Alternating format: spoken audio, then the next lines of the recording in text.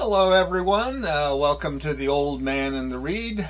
My name is Jerry.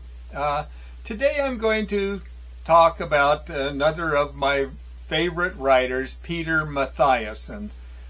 He was an extraordinary writer, wrote both fiction and non-fiction. But he was born in 1927 and died in the year 2014. But he was an American novelist, a naturalist, and a wildlife writer. He was also, incidentally, a Buddhist Zen teacher, so it gave a lot of his books a very unique philosophical outlook. But just wrote exceptionally good books, very lyrical prose, and it's just really highly regarded by many for both his fiction and non-fiction, and had won several literary awards. So I'll show you the books I've read by him and say a little bit about each.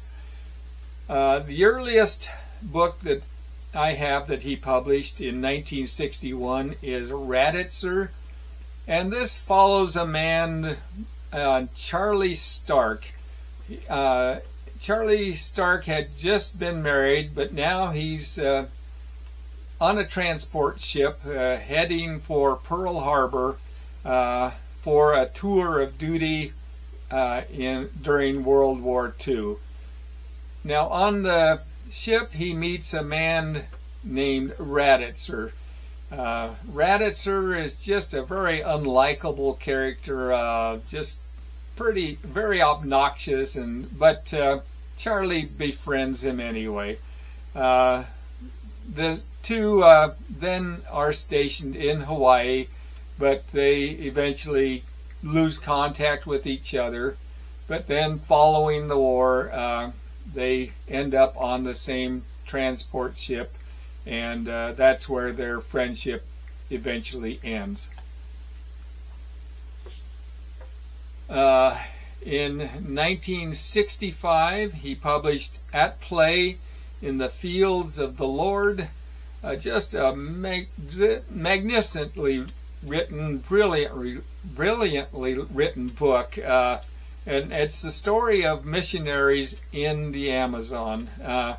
It follows the conflict between the Protestant and Catholic missionaries in their attempts in the jungle to convert the Indian people. In 1972, he published The Tree Where Man Was Born.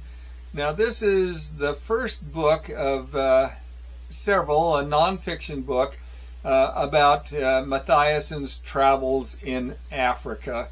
But it just uses beautiful prose, very lyrical prose about the places he went to, the people he met, and the animals he encountered. In 1975, he published Far Tortunga, and this is a very unique book by Matthiessen, very different than most anything else he wrote. It's very experimental, is very heavily poetic, and a lot of times verges on free verse poetry. And the book itself is printed quite uniquely. The sentences and the paragraphs are strangely spaced. So it's a very unique book. But in it, Matthiessen tells the story using a very heavily accented dialogue between the Cayman Islanders, who are on a turtle fishing schooner. In 1978, he published The Snow Leopard, another nonfiction, and probably one of his better known books. But it's just a magnificently written book. It is about Matthiessen, and he's recounting his 2-month trip high up in the Himalayas while he's accompanying a biologist, George Schaller. And George Schaller is in Nepal to study the Himalayan blue sheep. But the trip takes place in October and November, so there's extreme cold and heavy snow when they're going over the high passes in the Himalayas, and that adds a lot of drama to the story. Now, the book is titled The Snow Leopard, and Matthiessen was constantly on the outlook for the elusive snow leopard, but I have to tell you, he didn't actually encounter him. In 1983, Matthiessen published In the Spirit of Crazy Horse, and another nonfiction, and this is based on Leonard Peltier. Peltier was known because of the conflict he had with the FBI and the FBI war with the American Indians. And it led to a shootout that killed like 3 people, I believe it was.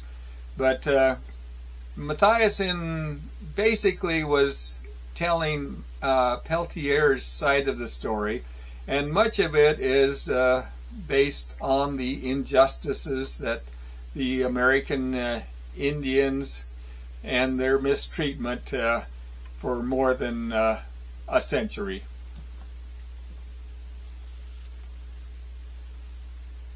In 1989, he published On the River Styx and Other Stories, and this is a collection of 10 short stories. A couple of them that I really liked. One is titled Travelin' Man, and this is a story about an escaped convict trying to survive in the wilderness. Another story, Midnight Turning Gray, and this is about a therapist who befriends one of the inmates in a mental asylum, and he tries to seek to have the man freed because he doesn't believe he actually belongs there. In 1990, he published Killing Mr. Watson. This is a fictional story, and it's based on actual facts, and it's a subject that Matthiessen visited several times, but this is actually the first of a trilogy of books, and it's set in the wild wilderness of South Florida in the early 1900s, and it's follows the legends of a man named Edgar Watson, but it's told from multiple perspectives of the story, and it's basically about the killing of the man Edgar Watson by the townspeople, and the townspeople had killed him because they were afraid of him because of his notoriety and his boasting about killing multiple people himself.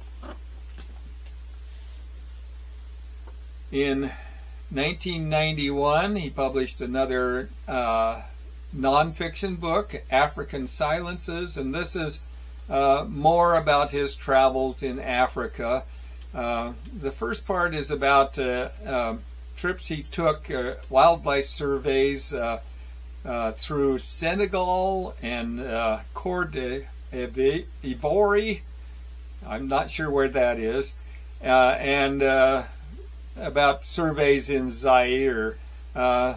All of these surveys he was on, he saw very little wildlife, and that's basically how the book got its title. The last part of the book is about a a flying trip he took through a Central African Republic in Gabon to study the elephants, and he had a lot more success there. In 1997, he published Lost Man Rivers, and this is the second of the Watson trilogy books. And this is loosely structured around the son of Edgar Watson, and it's about his seeking the truth about his father, and who had been killed by the townspeople in the first book. In 1999, he published Bone by Bone, and this is the third of the Watson trilogy, and it's told by Edgar Watson himself, and he talks about how the people of the region feared him and thought of him as a violent and murderous man. But he, however, paints himself as a well-intentioned and misunderstood, and he felt that circumstances that were out of his control are what decided things. In the year 2003, he published End of the Earth, another nonfiction, and this is follows Mathiessen's as he recounts his trips to Antarctica. He talks about one trip he took to Antarctica that began in Tierra del Fuego, and another trip that from Tanzania. But he talked about the birds and the whales in particular, and he also talked about the some of the early explorers of Antarctica. And then in the year 2008, he published Shadow Country, and this is he revisits the Watson legend, the Edgar Watson legend, and he basically encapsulates all of the three books he previously published into one book, and it's absolutely a magnificently written book. And it illustrates Mathiessen's exceptional writing and his character study and his use of dialogue and the plot itself. The last book I have by Peter Matthiessen is In Paradise. This was published in 2014, and this follows a man named Clement Olin. And he's a 55-year-old academic, and he's researching for a book he's writing about a man named Tadeusz Borowski, who was a writer himself. He had survived Auschwitz and had taken his own life at the age of 28. But Olin was born in Poland himself, and but he had been shipped to America when he was an infant, and he's come back to his birthplace to see Auschwitz and to try to confront the Holocaust himself. But those are the books I've read by Peter Matthiessen. Just incredibly well written, beautiful books, and both fiction and non-fiction. So I want to thank you for watching the video, and hopefully I'll see you on another. Thanks.